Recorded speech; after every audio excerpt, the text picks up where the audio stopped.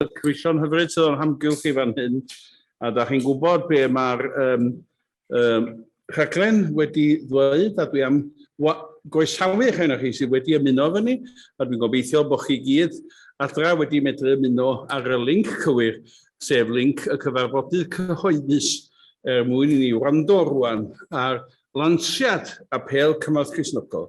A da ni wedi bod yn falch iawn fel cyfundeb i gefnogi'r gwaith Cymorth Cristnogol ar hyd y blynyddoedd. A dwi'n hyderus iawn y byddwn ni'n gwneud hynny yn y flwyddyn sydd i ddod. Gobeithio yn croeso mawr i chi a drosodd i chi i roed eich cyflwyniad. Diolch yn fawr iawn.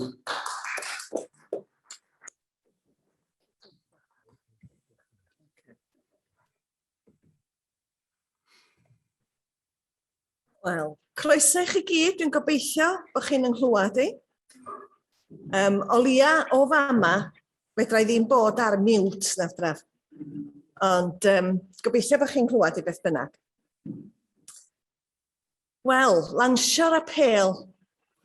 Roedd ei fraint yn 2017 cael bod yn un o grŵp oedd yn cyflwyno siec o 203,000 o bunna ar ran Eglwys Presbyteraidd Cymru i Gymorth Cristnogol i gefnogi nhw efo'r gwaith yn y Philippines.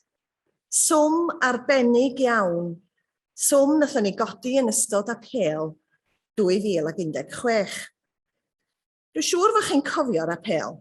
Gawson ni wybod am partneriaid fel Rice Watch Action Network rwan, neu'r UPHA, yr Urban Poor Associates, yn nhw oedd wedi cefnogi a sicrhau cartrefi 2 stafell i deuluodd yn Manila. A'r 2 bartner yn gweithio efo cymunedau bregus.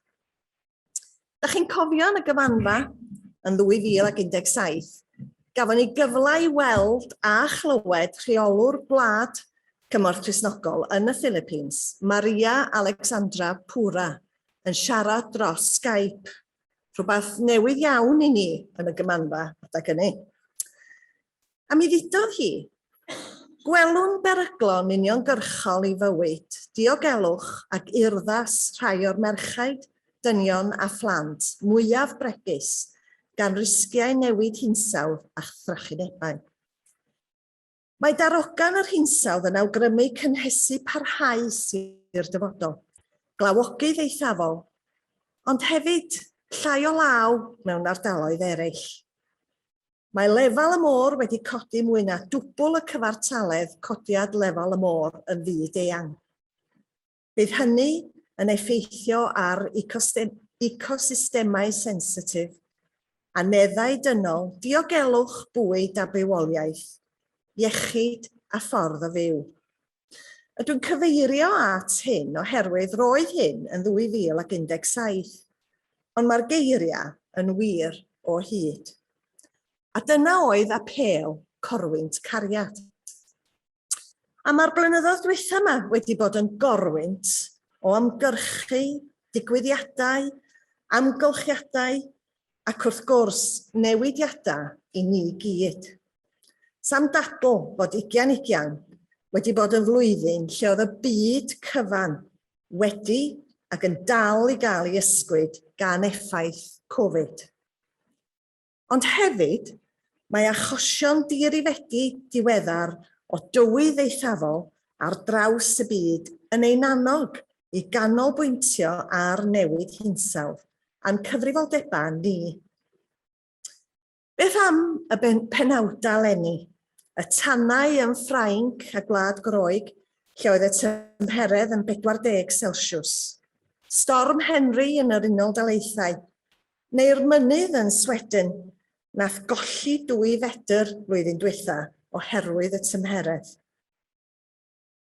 Llifogydd yn yr Almaen, Gwlad Belg, a lot nes adra ym Mhontypridd, enghraifft.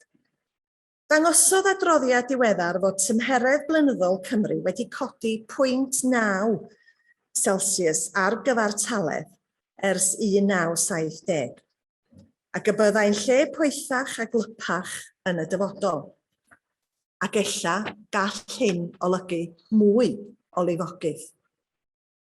Fel a ddioddefwyd gan sawl cymuned yn ystod y stormydd yn 2020. Sefyllfa ddifrifol iawn.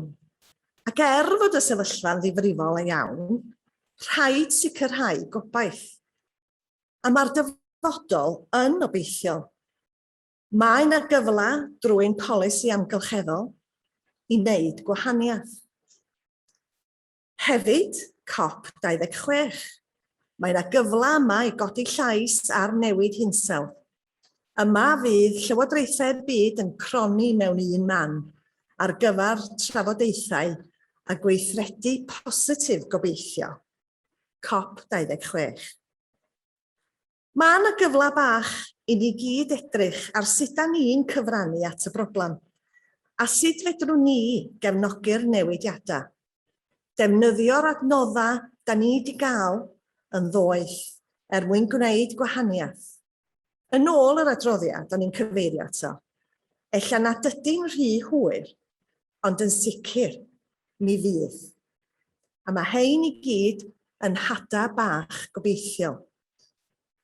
A dyna'n arwain ni at yr apêl, sef hadau gobaith, Apêl 2022. A mae Mari McNeill, pennaeth Cymorth Cristnogol yng Nghymru, a Dyfed Roberts, y swyddog cyfathrebu, am ddeud chydig mwy am yr apêl.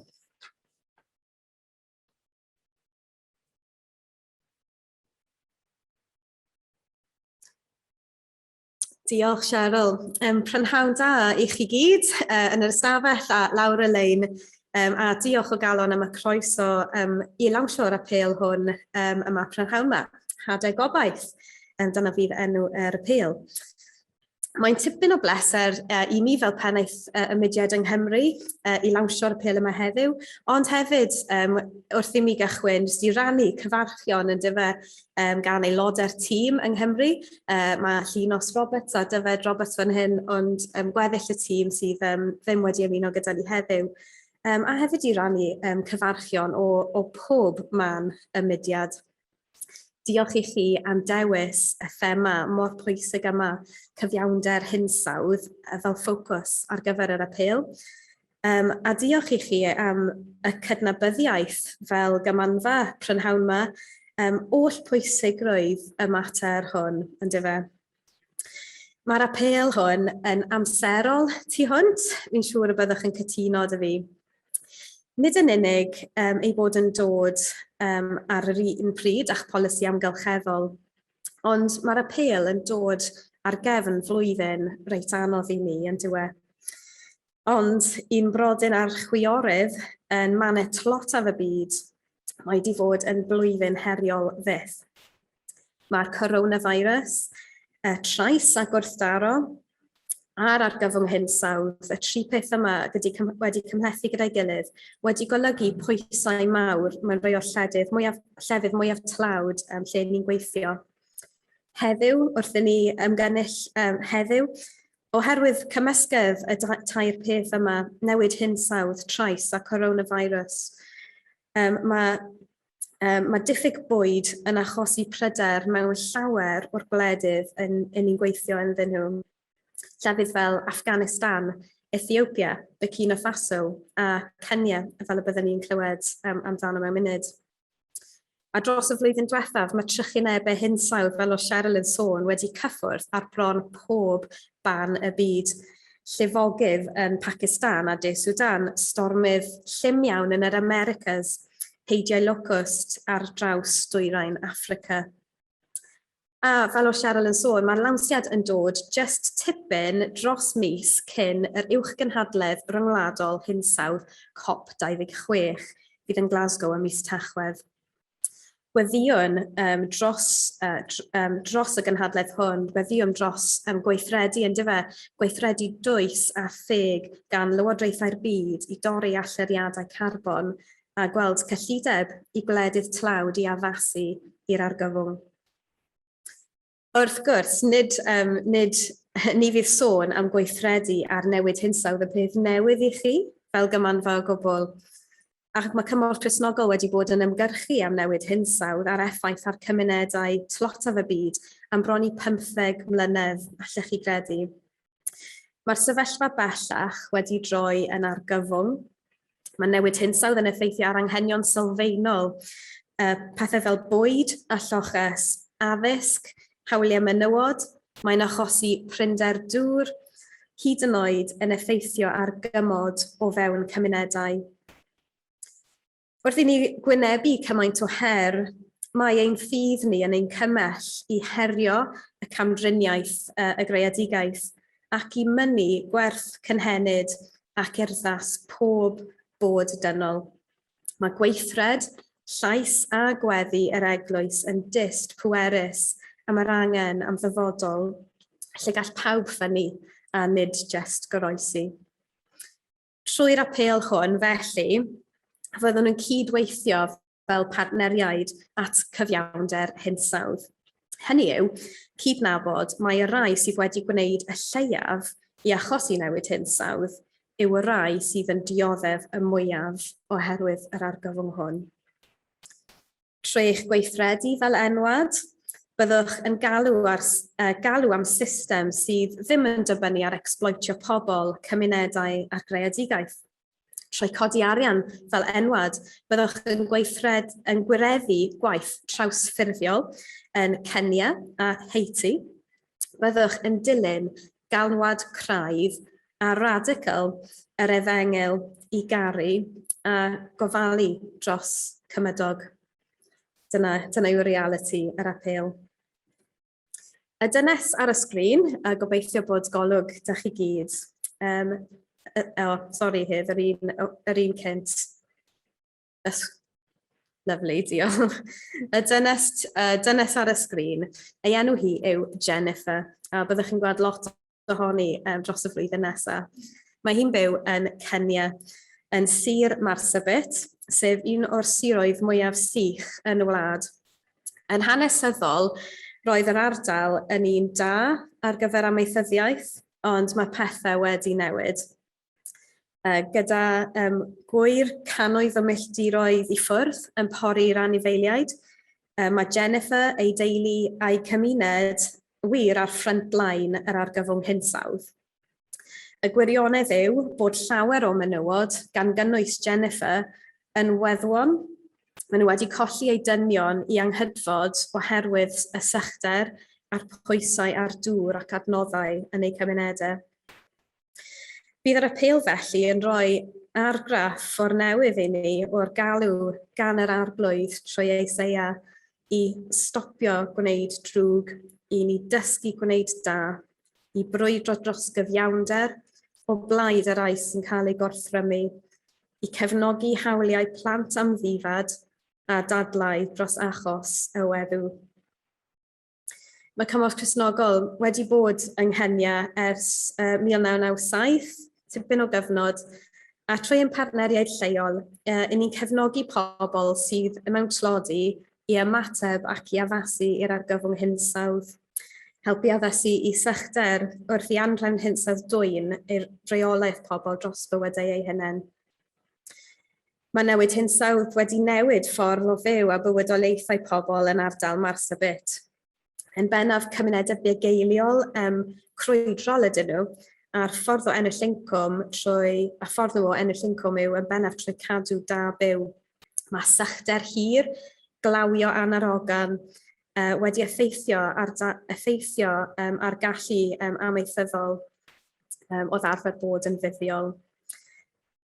Felly trwy'r apêl yma, mae'r prosiectau y byddwn ni'n ffocysu arno, byddwn ni'n gweld yn rai lle mae cymunedau wedi dechrau addasu i'r her hinsawdd yn barod. Maen nhw wedi gorfod dechrau addasu. Mae'r grwpiau byddwch yn cyfarfod yn helpu menywod i addasu lle maen nhw wedi gweld y newid mwyaf.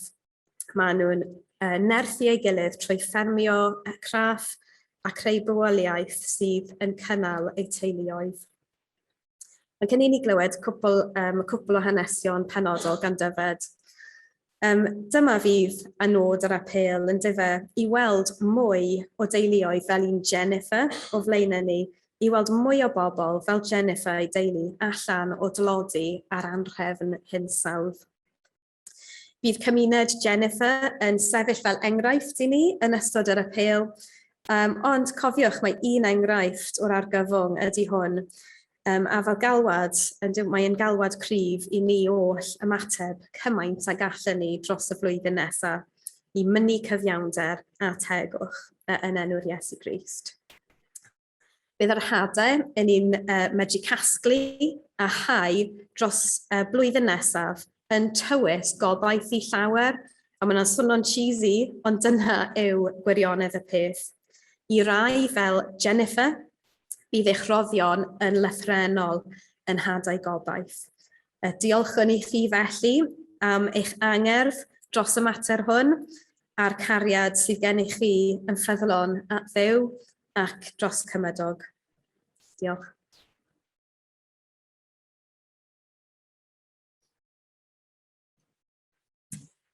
Diolch Mari. Gai gychwyn falle drwy y llongyfarch chi fel enwad, fel cyfundeb am basio y polisi amgylcheddol yr ydych chi wedi i basio heddiw. Mae o'n rhywbeth blaengar, mae o'n rhywbeth hynod o bwysig, a ydych chi i'ch llongyfarch yn fawr iawn ar ei basio fo heddiw. A da ni'n edrych ymlaen at gael ei weithredu fo, dwi'n siŵr, yn ystod y flwyddyn a'r blynyddoedd i ddod.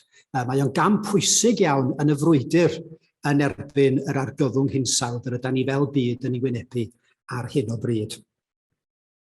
Dwi eisiau cychwyn fy nghyflwyniad trwy roi dyfyniad i chi.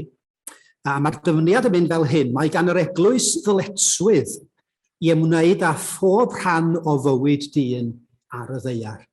Mae gan yr eglwys ddyletswydd i ymwneud â phob rhan o fywyd dyn ar y ddaear. Falle fod y dyfyniad hwnnw yn atab un o'r cwestiynau godwyd yn ystod y drafodaeth ar eich polisi amgylcheddol chi, bod gynnon ni ddyletswydd i ymwneud â bywyd dyn yn ei gyflawnder ar y ddaear yma, a bod yr argyfwng hinsawdd yn un o'r pethau hynny, ella un o'r pethau pwysica hynny, un o'r pethau mwyaf hynny sydd yn effeithio ni heddiw. Mae'r dyfyniad yn dod gyda llaw o anerchiad y llywydd ymadawol y Gymanfa Gyffredinol yn ôl yn 1985.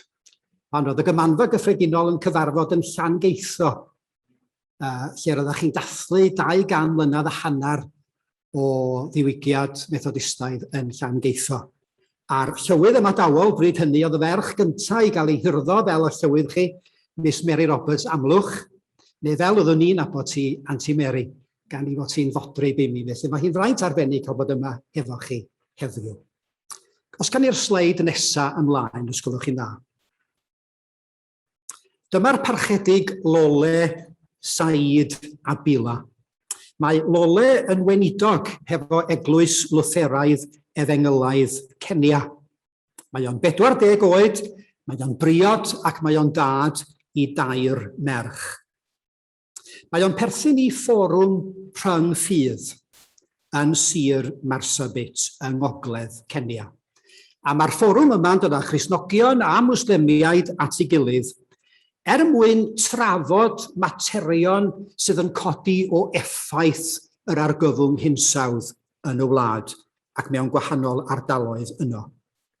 Ac yn benodol, maen nhw hefyd yn ceisio cymod rhwng cymunedau sydd mewn gwrthdaro, sydd yn ymladd â'i gilydd oherwydd effeithiau yr argyfwng hinsawdd. Mae adnoddau yn bryn ac mae cymunedau yn mynd i wrthdaro hefo'i gilydd oherwydd y prinder hwnnw. Mae Lole yn dweud fel hyn, ein gwaith yw'r rhannu'r neges am heddwch ac effeithiau newid hinsawdd. Efallai nad yw pobl yn meddwl fod cysylltiad rhwng newid hinsawdd a heddwch, ond yn sicr mae'n bodoli. Pan fo un gymuned yn bryn o adnodd, maent yn mynd i chwilio amdano mewn man arall sydd yn achosi gwrthdaro. Yn y 6 mlynedd dwi'n gweithio i Cymorth Cristnogol, dwi'n meddwl bod fi wedi clywed sôn o'r blaen am wrthdaro sydd yn arwain at ladd pobl oherwydd effeithiau newid hinsawdd. A mae hyn yn digwydd yn Kenya ar hyn o bryd. Un o'r bobl sydd wedi cael ei effeithio y gwrthdaro hwnnw ydy'r wraig sydd ar y sleid nesaf hedd, os gwelwch chi'n dda. Dyma Rose Galoro. Mae Rose wedi colli ei gŵr, gafodd ei gŵr i lyfruddio yn 2010 pan oedd o'n gofalu am ei wertheg mewn cyfnod sych iawn ymhell oddi cartra. Mae gan Rose 8 o blant, ac yn amlwg iawn mae bywyd heb ei gŵr, oedd yn dod ag incwm pwysig i ofalu am ei deulu, wedi bod yn llawer mwy anodd. Ond mae Rose wedi cael cymorth gan ei chyd ferched yn y pentre, oherwydd mae hi'n aelod o grŵp ferched Siligi. A fel hyn mae hi'n deud am y grŵp, rydym yn hapus oherwydd rydym yn dod at ein gilydd yn cyfarfod. A hyd yn oed os ydym yn stressed am rhywbeth, meddai hi, pan ddawn ni at ein gilydd fel grŵp, rydych chi'n dueddol o anghofio. Mae'r grŵp yn bwysig i'w chynnal hi mewn ffordd emosiynol ac mewn ffordd ymarferol. Os cawn ni'r sleid nesaf, os gwelwch chi'n dda. Cadeirydd y grŵp ydy prif gymeriad hanner cynta'r Apêl, oherwydd da ni'n rhannu'r Apêl rhwng dwy wlad, fel da chi wedi clywed. Da ni'n mynd i sôn am Kenya yn hanner cynta y flwyddyn ac yn mynd ymlaen wedyn i sôn am Haiti yn yr ail hanner. Ond Jennifer Gwdere ydy cadeirydd grŵp merched Siligi. Mae Jennifer yn cofio dyddiau i hiengtid, pan oedd y tywydd yn llawer mwy dibynnol a rhagweladwy. Yn bellach oherwydd yr argyfwng hinsawdd, mae'r sychder yn hirach a'r glaw yn anodd iawn i'w ragweld, sydd yn amlwg iawn yn gwneud plannu cnyda yn rhywbeth anodd iawn i'w wneud. Mae hi'n nodi hefyd fod gwrthdaro yn codi'n amlach dros ddŵr a phorfa. Yn ei phentref hi, meddai hi, mae teuluoedd wedi colli tad i'r anghydfod yn enwedig mewn cyfnod sych. Mewn cyfnod sych, meddai hi, mae hi'n dweud y gellid clywed sŵn gynnau yn tanio. Ac wrth iddyn nhw fyd yn ddistaw, mae plant yn colli tad a mamau yn colli meibion. Ond trwy waith lleol partner Cymorth Cristnogol PACIDA, mae'r gymuned yn dysgu sut i addasu i effeithiau'r hinsawdd sydd yn newid. A dyna da ni'n sôn amdano fo mewn gwirionedd heddiw ac yn yr Apêl, sut mae'r bobl yma yn mynd i addasu i effeithiau'r newid hinsawdd. Da ni'n sôn am droi'r cloc yn ôl, ddim ar hyn o bryd. Da ni'n sôn am eu helpu nhw i addasu yn y ffordd maen nhw'n tyfu bwyd, yn y ffordd maen nhw'n cynnal eu hunan o ddydd i ddydd. A dyna mae PACIDA yn ei wneud. Maen nhw'n gwneud hynny trwy ddefnyddio amaethyddiaeth glyfar, cyfuniad o dechnoleg tai gwydyr, hada newydd gwydyn i sychder a llysiau y gellid gwerthu yn y farchnad. A mae Jennifer yn deud fel hyn am rai o aelodau y grŵp. Yn y grŵp hwn, hyd yn oed os oes pobl dlawd gyda ni, tydyn nhw ddim yn dlawd go iawn. Tyda ni ddim yn ei gweld nhw'n dlawd, oherwydd rydym yn dod at ein gilydd, ac os oes gennym ni rhywbeth da, rydyn ni'n ei rannu rhyngon ni. Mae'r cyd-fyw yna, mae'r gymdeithas yna, yn sicrhau bod pobl sy'n mewn angen mawr yn cael rhyw fath o gynhaliaeth. Gawn ni'r sleid nesaf, os gwelwch chi'n dda. Dyma Saffia Galgalo. Dwi'n meddwl mae hon ydy fy hoff gymeriad i yn yr adnoddau da ni'n mynd i rannu hefo chi. Mae Saffia yn 43 oed, mae hi'n briod, mae ganddi hi 5 o blant ei hun, a mae hi hefyd yn gofalu am 4 o blant eraill, a gofalu am ei mam yng nghyfraith. Fe roedd Saffia a'i gŵr yn byw reit yng ngogledd Kenya, ond fe oedd rhaid iddyn nhw symud. Yn syml iawn symud oherwydd bod yr ardal honno yn llawer rhy sych iddyn nhw allu byw ynddi hi, iddyn nhw allu tyfu bwyd ar eu cyfer eu hunan. A maen nhw'n symud i sir Marsabit. Ac yno maen nhw'n adeiladu cartra iddyn nhw hunan, maen nhw'n plannu llysiau, mae bywyd yn gymharol dda. Ond mae yna wrthdaro yn codi yn eu pentra nhw, a maen nhw'n gorfod ffoi. Mae'r teulu yma felly wedi gorfod symud 2 waith, wedi cael ei dadleoli 2 waith oherwydd yr argyfwng hinsawdd. Maen nhw'n cychwyn eto mewn pentra gwahanol, a tro hwn mae Saffia yn ymuno â'r grŵp merched lleol. Mae hi'n derbyn benthyciad gan y grŵp mwyn cychwyn busnes cadw ieir. A mae'n adeiladu cwt ieir, A 250 o ieir mae hi'n ei fagu yn y cwt hwnnw.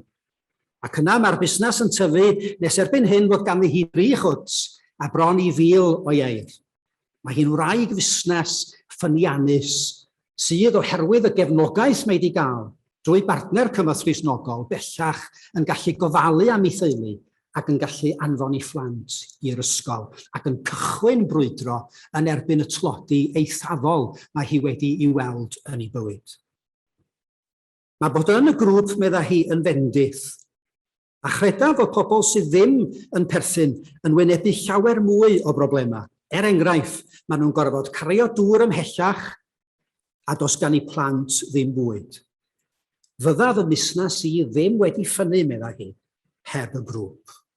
Mae gwaith partneriaid Cymorth Cristnogol felly yn gwneud gwahaniaeth go iawn. Ac mi fydda'ch apel chi flwyddyn nesaf yn gwneud gwahaniaeth go iawn yn yr ardaloedd yma o amgylch y byd sydd yn diodda o effeithiau yr argyfwng hinsawdd. Dyma'r math o bobl yr ydym ni'n mynd i'w cyfarfod. Dyma'r math o bobl yr ydym ni yn Apêl yn mynd i fod yn bartneriaid â nhw yn ystod yr apel. Nid pobl sydd angen eu hachub ganddo ni ydy'r rhain, ond pobl sydd ar gallu, ar egni, a'r dyfal barhad i fyny dyfodol gwell iddyn nhw eu hunain. A'n braint ni ydy cael sefyll yn eu hymyl nhw a chydweithio efo nhw. Diolch yn fawr. Diolch yn fawr, Mari a Dyfed. Dwi'n siŵr na dwi'n gwybod bod ni wedi cael yn sbardino i ymateb i her yr apel yma drwy rannu yr straeon yma hefyd. Wel ia, Hadau Gobaith, partneriaid dros gyfiawnder hinsawdd. Fel oedd Nan yn sôn, mae yna bwer, mae yna rym mewn arian a grym hefyd mewn cydweithio. Mae Cymorth Cristnogol yn canolbwyntio ar bobl sydd yn byw mewn clodi eithafol. A da ni fel partner efo'r rhwydwaith o gefnogwyr sy'n gallu cydweithio drwy gyfrannu, gweithredu a gweddio. Mi fydd yna becyn o wybodaeth pellach yn cael ei ddarparu yn ogystal ag adnoddau i'w ddefnyddio ar gyfer gwasanaethau a gwybodaeth hefyd am Just Scripture. Da ni hefyd am gael cyfres o gyfarfodydd dros Zoom i rannu'r wybodaeth a thrafod yr apel. Mi fydd angen cynrychiolydd o bob penaduriaeth i fod yn gysylltud neu yn gydlynydd, a dwi am annog unrhyw un sydd am gefnogi'r tîm o hyrwyddwyr yr apel neu bod yn rhan o'r tîm i gysylltu â'r swyddfa. Ac os oes gennych chi syniadau am godi pres, enghraifft, cofiwch gysylltu. Mae'r apel yn ymateb ac yn canolbwyntio ar gyfiawnder hinsawdd. Bydd ein cymdogion yn uniongyrchol, ond bydd ein gweithredoedd a'n gweddiau o fydd i ni gyd. Fel pob apel, mae yna darged wedi osod. Mae'r targed yn £250,000 o bunnau, a mae hynny'n golygu i safswm yr aelod. Dwi am ddefnyddio 15 punt am ei fod o'n haws i ni. 15 punt sef pris, copi o'r Daily Post neu'r Western Mail am 15 wythnos o'r flwyddyn gyfa.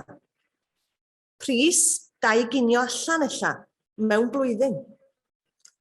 Neu swm sy'n cyfateb i 1 brechiad o'r Pfizer-BioNTech sy'n diogelu ni rhag Covid. A be mae'r 15 punt yna yn ei brynu?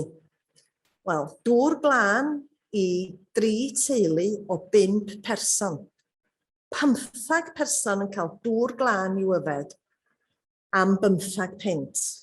Rhywbeth da ni'n ei gymryd mor ganiataol. Hadau a tools i dyfu bwyd i deulu o 5. Mae 5,000 o bunnau yn ddigon i adeiladu clawdd i gadw pentref yn ddiogel rhag llifogydd. bod dros biliwn o bobl wedi llwyddo i droi cefn ar dlodi eithafol ers 1990. Mae argyfyngau naturiol, anghydraddoldeb sy'n dwysau ac anghydbwysedd o ran grym yn golygu fod tlodi yn parhau. Mae codi arian yn her i ni, ond dydy'r her yma yn ddim o'i gymharu â byw yn ddyddiol efo heriau'r tywydd, digon o ddŵr glân, bwyd ar y bwrdd a to uwch ein pen. Dyma ni yn cychwyn efo plannu'r Hadau Gobaith. I gloi, da ni am cael gweld ffilm, ac wedyn mi fydd y parchedig Nan Powell Davies fel cadeirydd Pwyllgor Cymorth Cristnogol Cymru yn ein arwain ni mewn gweddi. Di hedd efo'r ffilm?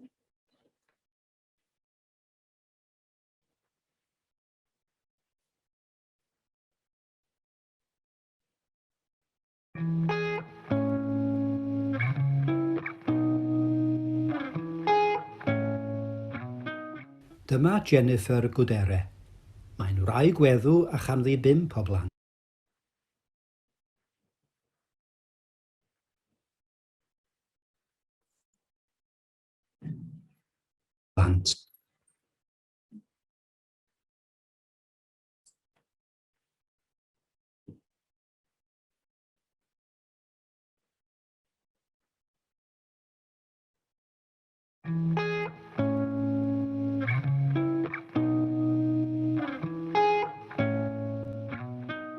Dyma Jennifer Gwdere. Mae'n wraig weddw a chanddi 5 o blant. Pan oedd hi'n ifanc, roedd tyfu bwyd yn haws, gan fod y glaw yn dod yn ei dymor. Ond gyda newid hinsawdd, mae'r cyfnodau sych yn hirach, a'r llifogydd yn drymach. Mae tyfu bwyd yn llawer mwy anodd. Ond gyda help PACIDA, partner Cymorth Cristnogol, mae cymuned Jennifer yn gallu addasu i her yr argyfwng hinsawdd.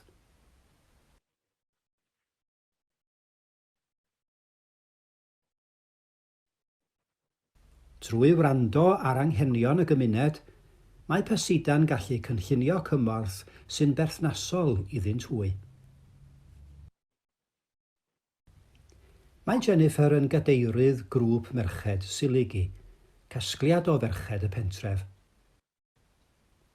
Caiff y grŵp hyfforddiant a chefnogaeth gan PACIDA i addasu ei dulliau o dyfu bwyd a'i gwneud yn fwy gwydyn yn wyneb her yr argyfwng hinsawdd. Gyda'r cymorth hwn, mae'r merched yn gallu sicrhau dyfodol gwell iddynt eu hunain.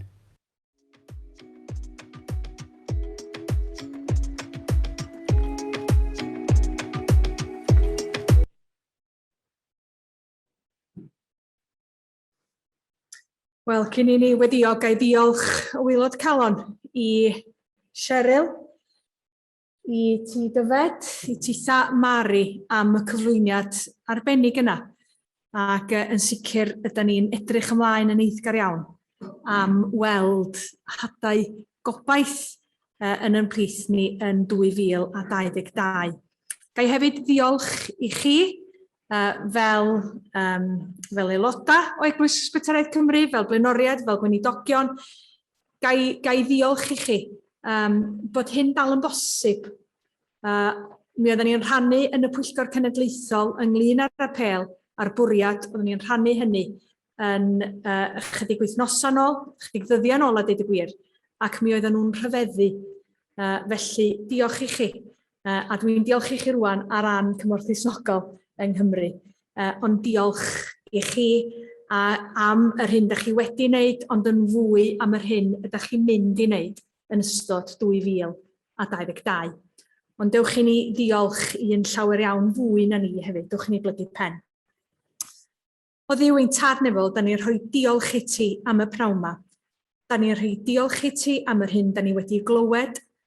Da ni wrth ddiolch o Dduw ein tad. Da ni yn canmoldenw di, ond da ni hefyd yn cymryd yn cyfrifoldeb nina hefyd. Ac da ni yn dweud fod tlodi yn sgandal yn ein byd ni, ydyn ni'n dweud hefyd bod cyfiawnder hinsawdd yn sgandal yn ein byd ni. Ac ydyn ni efo'n gilydd yn dymuno ymateb. A da ni'n dymuno ymateb drwy fod fel eglwys yn codi ymwybyddiaeth ymysg yn aelodau ac ymysg rhai hynny'n yn cymunedau da ni'n dod ar eu traws nhw hefyd.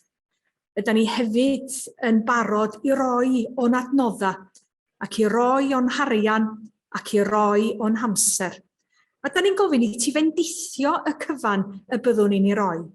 Y byddwn ni hefyd wrth roi yn gwneud hynny mewn undod a'n gilydd ac yn gwneud hynny mewn llawenydd, mewn ysbryd o heilioni a chariad. Ac felly ydyn ni'n dod fel oedd y bachgen bach yn dod â 2 bysgodyn a 5 torth, ond yn edrych tua'r nefoedd ac yn gofyn, os gweli di fod mor dda ardwyd, neu di fendithio yr ychydig da ni'n ei roi. Ydyn ni hefyd yn dod yn weddigar. Ydyn ni'n dod gan blygu pen, ydyn ni'n dod gan dy gynnwys di yng nghanol y cyfan i gyd. Ac y bydd y cyfan ydyn ni'n gwneud, y cyfan y fyddwn ni'n ei wneud, a'r cyfan ydyn ni'n dyheu amdano fo, yn dwy'n clod i enw ein harglwydd bendigedig, i enw Iesu Grist. Ydyn ni'n cyflwyno yn partneriad yn Kenya, yn partneriad yn Haiti, a'n partneriaid yn fyd-eang sy'n wynebu sgandal newid hinsawdd. Yn gofyn dy fendith di, yn gofyn i ti faddau ni, oherwydd ma'n beia ni yn fawr. Ma'n diffyg cyfrifoldeb ni yn gallu bod yn afiach. Ond o ddiwein tad nefol, ydyn ni'n dod yn edifeiriol ger dy fron di ac yn cyflwyno Apêl Hadau Gobaith yn heglwys ni ar gyfer 2022 i dyfreichia estynedig di ac yn gofyn hyn i gyd yn enw ein harglwydd bendigedig yn enw Iesu Grist. Amen.